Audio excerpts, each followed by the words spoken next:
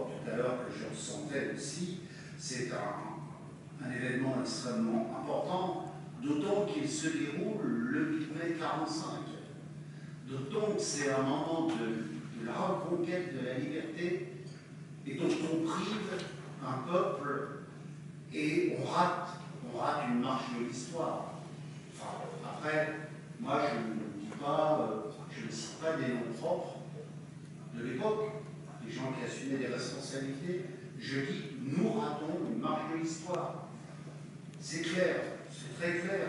C'est à ce moment-là qu'il aurait fallu que la République française, sur les ruines de la libération, construise un nouvel ordre mondial, de nouveaux rapports, qu'elle a construit d'ailleurs, contrainte et forcée parfois par les guerres anticoloniales, et aussi par les mouvements de libération, et aussi par le mouvement politique qui a conduit dans les années 60 à ce que l'ensemble des colonies françaises recouvrent enfin leur liberté. Donc voilà, je crois que c'est un moment important, et on voit bien que pour ceux qui ont travaillé l'histoire et ceux qui travaillent la mémoire d'un peuple, le peuple de Mitry est très empreint de toute cette histoire. Nier cette histoire, comme nier, par exemple, l'apport du mouvement ouvrier à Mitry-Bory, comme nier un certain nombre de choses, c'est ne pas connaître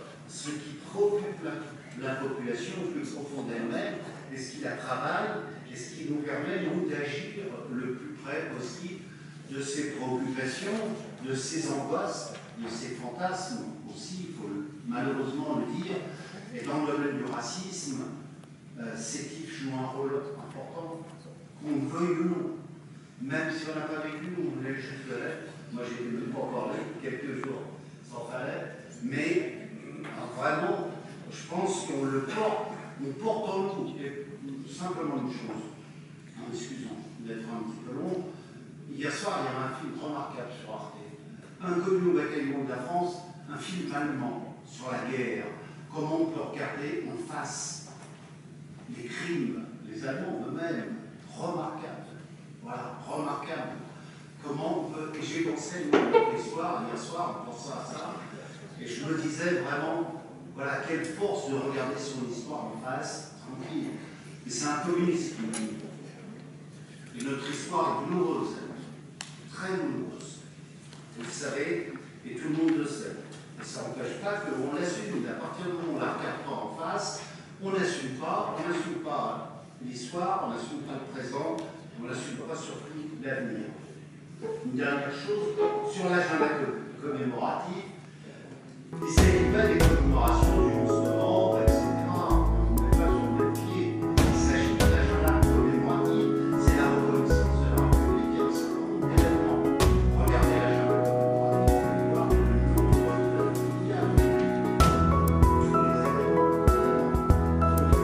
C'est une reconnaissance là qui se fait pour le coup officiel et plus simplement les déclarations de représentation de nos ambassadeurs.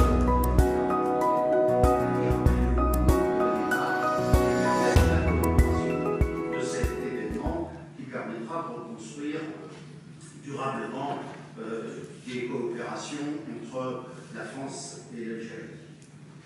À simplement ce drame, cet épisode honteux de notre nation, qui est des gens qui ont été massacrés.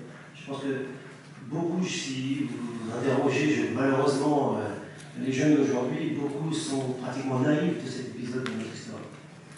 Donc je vais faire ma déclaration, c'est simplement pour que vous l'accompagniez bien. Cette question à l'ordre du jour nous interpelle, mesdames et messieurs les élus. Il nous semble nécessaire de bien comprendre quels sont vos objectifs et quelles sont vos attentes réelles en abordant un tel sujet. En effet, il est important de comprendre la véritable motivation d'une municipalité qui bâtit son conseil municipal de mai 2016 autour d'une page d'histoire de l'Algérie vieille de plus de 70 ans, car toutes les hypothèses sont nombreuses et restent ouvertes. Vous comme moi, Madame de Farid, nous n'étions pas nés, ni nos parents d'ailleurs. En revanche, le fait que ce soir nous soyons confortablement installés au sein de ce conseil à débattre de l'histoire de France, nous le devons à ces femmes et ces hommes victimes de cette épouvantable guerre qui ont donné leur vie pour que nous puissions vivre dans un pays libre, la France. J'ai remarqué dans la presse que plusieurs municipalités ont autorisé, le 8 mai dernier, certaines personnes à commémorer le massacre de Sétif.